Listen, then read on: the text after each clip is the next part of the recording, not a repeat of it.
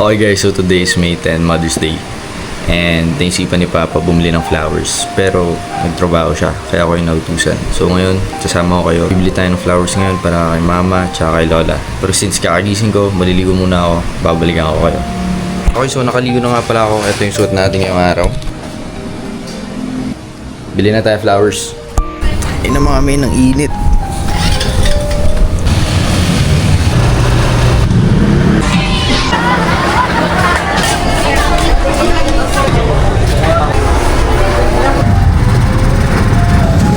Dito nga pala, nagpatulong na ako sa kapatid ko magbuhat para ma-videohan rin yung pagbigay ng flowers.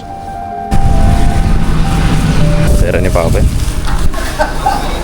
Thank you. Saan galing ito? Iyo. Yung dalawa? Hindi, kay Papa. Thank you! Happy Mother's Day! Happy birthday!